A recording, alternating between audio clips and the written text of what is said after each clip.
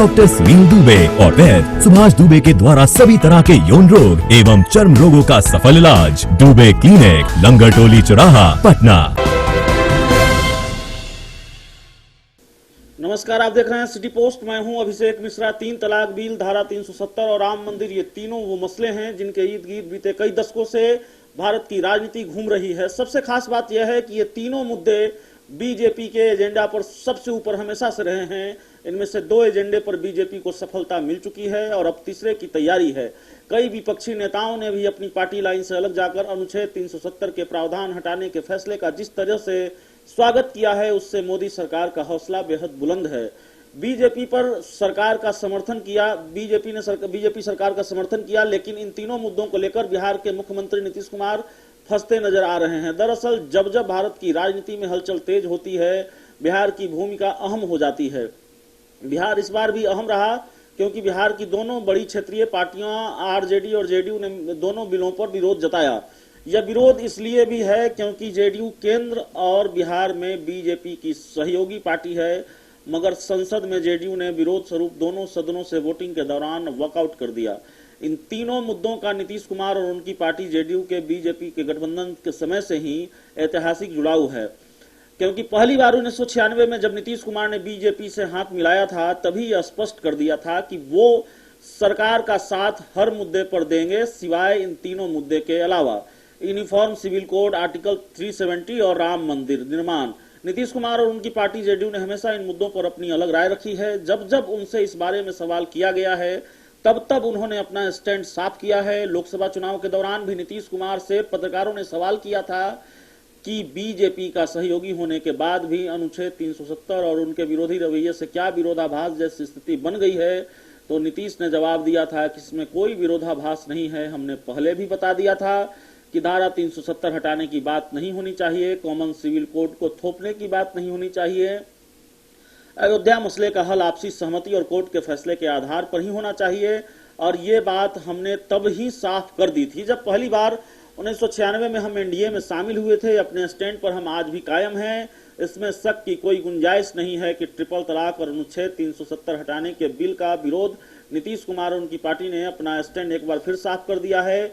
लेकिन इस बार के विरोध को बिहार में अगले साल होने वाले बिहार विधानसभा चुनाव से जोड़कर देखा जाने लगा है, क्योंकि इसके पहले भी कई मौकों पर बीजेपी और जेडीयू के बीच संबंधों में खटास की बात सामने आ चुकी है। फिर चाहे वो गिरिराज सिंह के बयान हो, उनके ट्वीट को लेकर हो, या फिर विशेष राज्य के दर्जे वाले मुद्दे हों, ये कयास भी लगाए जा रहे हैं कि नीतीश कुमार इन मुद्दों पर बीजेपी के साथ गठबंधन तोड़ सकते हैं। विधानसभा चुनाव भाजपा से अलग होकर लड़ने का इससे बेहतर मौका उनके लिए नहीं हो सकता है। ऐसा करने के लिए उनके पास गिनाने के लिए अलग होने की सैद्धांतिक वजहें भी हैं। ऐसे ही सिद्धांतों की राजनीति की बात करते हुए उन्होंने पहले भी अपने पाले कई बार बदले हैं। 2013 में नरेंद्र मोदी के प्रधानमंत्री पद के उम्मीदवार घोषित हो जाने पर उन्होंने बीजेपी से नाता तोड़ लिया। 2014 का लोकसभा चुनाव अकेले लड़े, प्रदर्शन निराशाजनक रहा। फिर 2015 में लालू यादव की पार्टी आरजेडी के साथ मिलकर विधानसभा चुनाव लड़ा।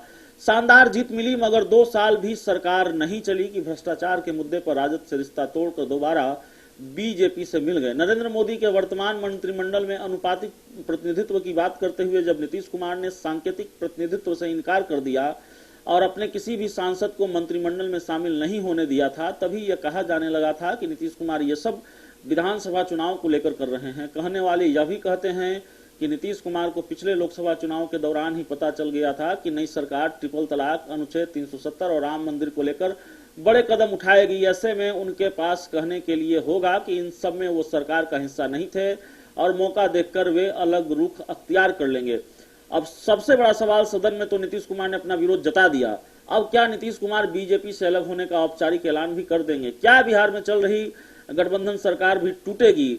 जेडीयू के नेता ऐसा नहीं मानते। उनका कहना है कि बतौर पार्टी जेडीयू हमेशा से ही इन मुद्दों पर अलग राय रखता था और आज भी जेडीयू इस राय पर कायम है। जहां तक सरकार की बात है तो सरकार केवल 2-3 मुद्दों पर ही नहीं चलती है, कई मुद्दे होते हैं और उन मुद्दों पर हमेशा साथ मिलकर काम कर रहे हैं और ये सरकार चलती रहेगी। ट्रिपल तलाक और अनुच्छेद 370 पर जेडीयू के विरोध के बाद जब मीडिया में एनडीए में फूट की चर्चा होने लगी तो पार्टी के कद्दावर नेता आरसीपी सिंह ने सफाई देते हुए कहा कि अनुच्छेद 370 को हटाकर भारत की संसद द्वारा विधायी प्रक्रिया के तहत कानून बनाया गया है। अब कानून बन गया है, इसलिए इसका पालन करना ही होगा।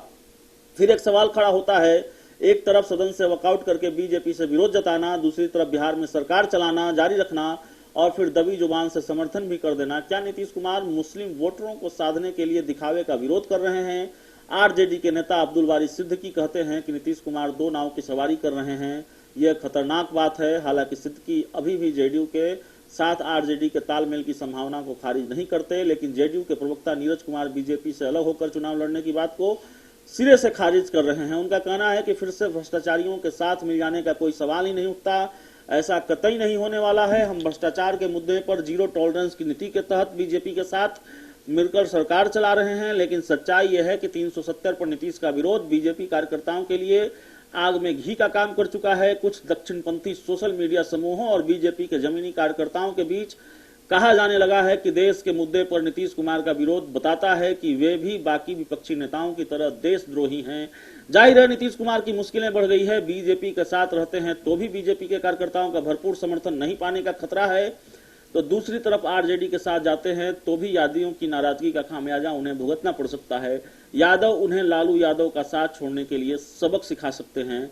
बीजेपी नीतीश कुमार की भावनाओं और मांगों से बिल्कुल बेपरवाह दिख रहे हैं।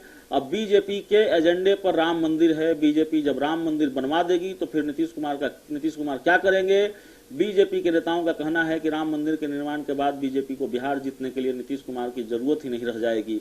आखिर नीतीश कुमार अब क्या करेंगे? क्या अपनी तमाम असहमतियों के बावजूद भी बीजेपी के साथ बने रहेंगे और मिलकर विधानसभा चुनाव लड़ेंगे, या फिर अपनी राह अलग कर लेंगे? राजनीतिक पंडितों का मानना है कि बीजेपी के द्वारा ऐसी परिस्थितियां और माहौल पैदा कर दिया गया है कि नीतीश कुमार चाहकर भी बीजेपी से अलग होने का खतरा नहीं उठाएंगे।